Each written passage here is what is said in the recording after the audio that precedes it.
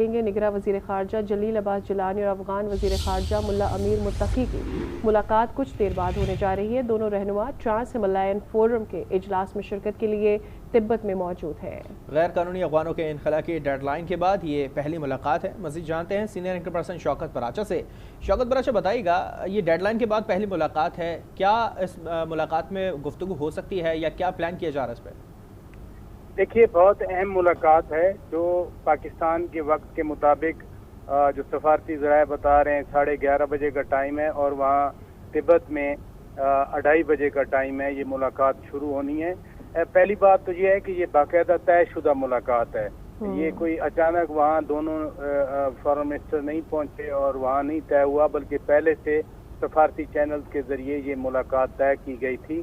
दूसरी अहम बात है कि जो रिसेंट डेवलपमेंट्स हुई हैं पाकिस्तान अफगानिस्तान के दरमियान, जैसे ये गैर कानूनी जो महाजरीन हैं उनके इनखला की डेडलाइन आई और उसके बाद गुज़श्ता रोज़ अफगान हुकूमत के तर्जमान ज़बीउल्लाह मुजाहिद के तहफ़्फ़ुज़ात भी सामने आए। वो कह रहे थे कि इस तरह से ना निकाला जाए। दूसरी, पाक अफगान बॉर्डर पॉइंट्स पर तुरखम बॉर्डर 10 दिन पहले बंद रहा था, कल चमन के वाक़यात भी हो गए।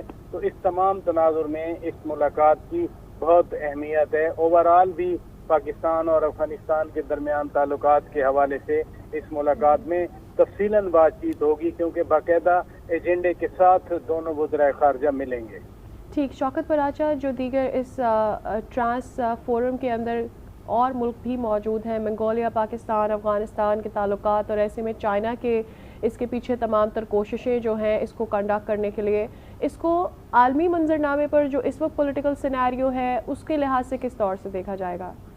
देखें, एक तो ये बड़ा अहम है और आज चूँकि अफगान वज़ीर ख़ारजा के साथ भी मुलाकात है, साथ साथ चीनी वज़ीर ख़ारजा वांग यी के साथ भी आज ही मुलाकात होनी है वज़ीर ख़ारजा पाकिस्तान की।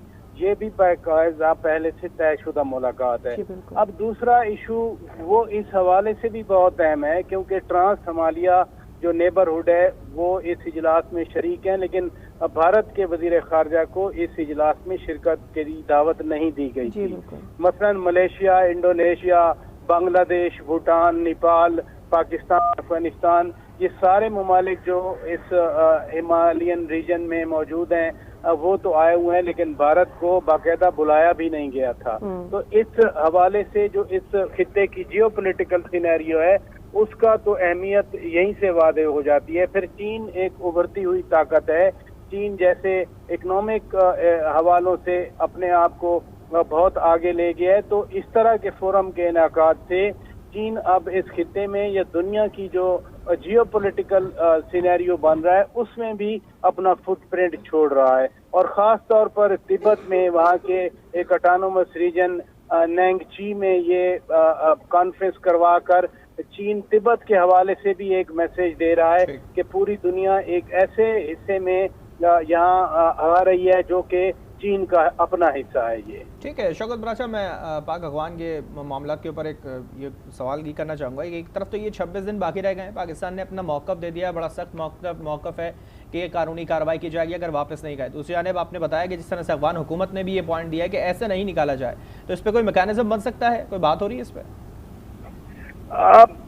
ये पाकिस्तान ने तो पहली बार इतना बड़ा फैसला किया 40 सालों में।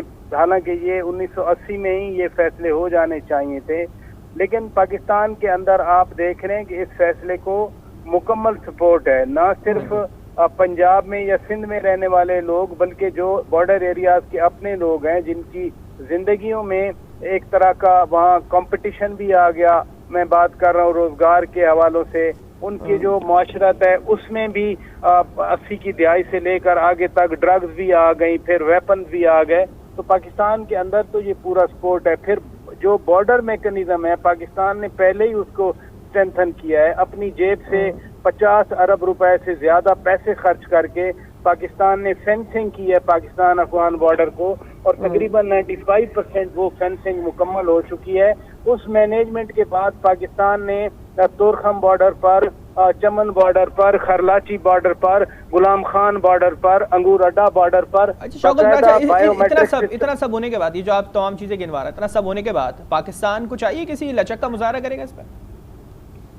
نہیں، ایک فیصلہ اس بڑے سطح پر ہوا ہے اور پاکستان کے اپنے نیشنل انٹرسٹ کے حوالے سے فیصلہ ہوا ہے. اب دیکھیں افغانستان اب وہ 40 سال پہلے والا نہیں ہے. اس وقت پہلے سوویت فورسز قبضہ کر چکی تھیں، پھر ISAF اور نیٹو، اور افغانستان کے اندر تھا کہ سول وار جاری ہے. اب جب سے 2021 15 اگست کو طالبان آئے تو وہاں تو نہ کوئی خدا نہ خواستہ خون ریزی ہو رہی ہے، نہ وہاں کوئی خانہ جنگی کی صورتحال ہے.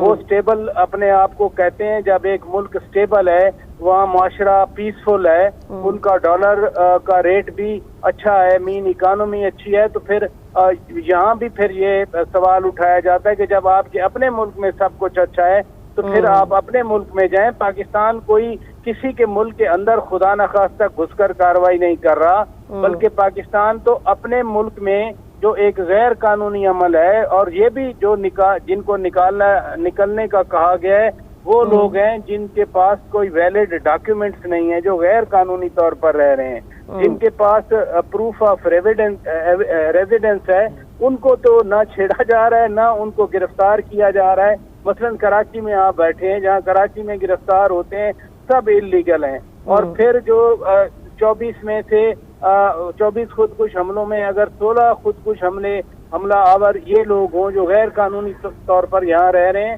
تو پھر اس ملک کو حق حاصل ہے کہ وہ اپنے آپ کو سیکیور کرنے کے لیے، محفوظ کرنے کے لیے کم از کم اپنے قوانین کے مطابق تو عمل کرے. ٹھیک ہے شوکت پراچا، یہ بھی جاننا چاہیں گے، آپ خود بھی بتا رہے ہیں کہ آج اس فورم میں کے لیے انڈیا کو دعوت نہیں دی گئی ہے. عالمی طور پر ہم دیکھ رہے ہیں کہ کینیڈا آلریڈی تشویش کا اظہار کر چکا ہے بارہا، اور بڑے زوردار پریشر کے ساتھ یہ کر چکا ہے جو کچھ انڈیا کے تعلقات وہاں نظر آئے ہیں. دوسری جانب معاملات امریکہ کی جانب سے بھی اگر ہم دیکھتے ہیں تو پریشر رہا ہے کہ جو سکھ معاملات چل رہے کمیونٹی کے لیے انڈیا کی طرف سے کینیڈا میں وہ بھی ایک ہے، تو وہاں سے وہ ایک ون سائڈ ہو گیا ہے. اب افغانستان کے ساتھ بھی تعلقات کچھ سفارتی سطح پر تو بہتر نہیں ہے انڈیا کے. آج کے اس فورم میں بھی انڈیا کی نمائندگی نہیں نظر آتی. اس بلاک میں اگر دیکھا جائے تو کیا انڈیا کے تعلقات دیگر ممالک سے خراب ہوتے ہم دیکھ رہے ہیں؟ ایک اہم فورم ہے اس میں بھی انڈیا موجود نہیں ہے. پوسچرنگ ہو رہی ہے. مثلاً اگر اس فورم میں نہیں ہے تو آپ یہ بھی دیکھیں کہ G20 کی پریزیڈنسی بھی انڈیا کے پاس رہی ہے، برکس کی پریزیڈنسی بھی انڈیا کے پاس رہی ہے، پھر SCO شنگھائی کوآپریشن آرگنائزیشن کا اتنا بڑا فورم ہے، اس کی چیئر بھی انڈیا کے پاس رہی ہے. لیکن دوسری طرف جو ویسٹ کے ساتھ انڈیا کی ابھرتی ہوئی الائنمنٹ تھی، آپ نے درست کہا کہ اب کینیڈا میں ہردیپ سنگھ نجر کے مرڈر کے بعد امریکہ بھی بات کر رہا ہے، اور ساتھ ساتھ کینیڈا کے دیگر جو اتحادی ہیں وہ بھی بات چیت کر رہے ہیں، اور بات چیت یہ کر رہے ہیں کہ بھارت جو ہے وہ ہردیپ سنگھ نجر کے مرڈر کی تحقیقات میں تعاون کرے، جبکہ بھارت اپنی طرف سے پوسچر دے رہا ہے کہ نہیں، میں بھی بڑا ملک ہوں. 41 کینیڈین ڈپلومیٹس کو انڈیا نے ملک چھوڑنے کا حکم دیا ہے. جو منڈی انڈیا بن رہی ہے یا اکنامک پوسچرنگ انڈیا کر رہا ہے کہ ہم بیسٹ پلیس ہیں، ڈیسٹینیشن ہے for more profits in terms of infrastructure اور ادر انویسٹمنٹس، تو انڈیا اپنا پوسچر دے رہا ہے، دنیا وہ پوسچر دے رہی ہے. لیکن چین اور انڈیا کا، جیسے پاکستان اور انڈیا کا کشمیر کے حوالے سے ڈسپیوٹ موجود ہے، اسی طرح چین اور بھارت کے بھی جو بارڈر ڈسپیوٹس ہیں. ابھی جو گلوان ویلی ہے، ابھی تھوڑے ویکس کی بات ہے، وہاں پر باقاعدہ لڑائی ہوئی تھی، یعنی جنگ تو نہیں ہوئی تھی لیکن وہ اسکرمشز جاری رہیں. تو پوسچرنگ ہر کوئی دے رہا ہے کیونکہ دنیا میں اس وقت ری الائنمنٹ ہو رہی ہے.